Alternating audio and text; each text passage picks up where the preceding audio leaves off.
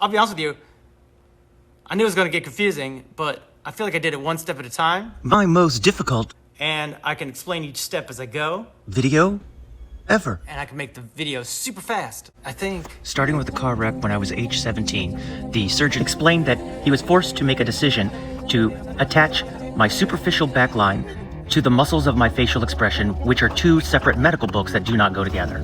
The star above my right eye is the point in which three separate thin pieces of fascia separated while parachuting. The human body is not only just a bunch of different connections, but it is what is called super connected.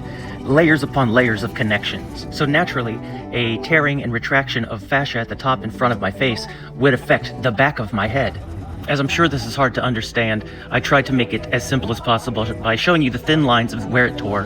Now I'm showing you the direction in which it goes.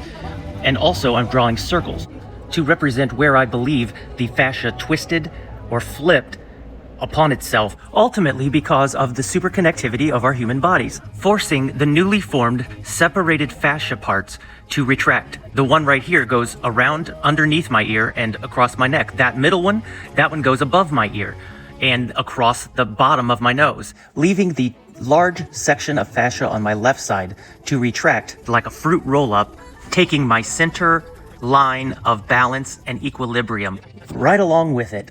The number one thing that the original surgeon told me was to never go parachuting. And all of this explanation is simply the first surgeon's genius work coming unraveled in seconds. Here I write the word nose and brow below the lines in an attempt to show the correlation between the front and the back of the head.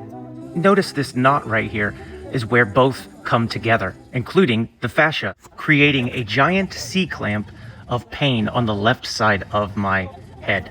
And I think you'll notice a couple more knots that I draw, as well as the letter C, and everywhere there's a C is where there is a C-clamp of pain, including larger C's and smaller C's of layers of connectivity where they are going in separate ways and being pulled like a tug of war every day from morning until night. I'm often asked, do I believe it could be fixed? My hope is yes, I can be fixed, but my septoplasty, the third surgery, pushing all of the damage that I've been explaining into a finite square or rectangle at the back of my head, including those two lines, that big thick line at the top, as well as squishing the rest over or below my C2 at the bottom. Hey, thank you for your time.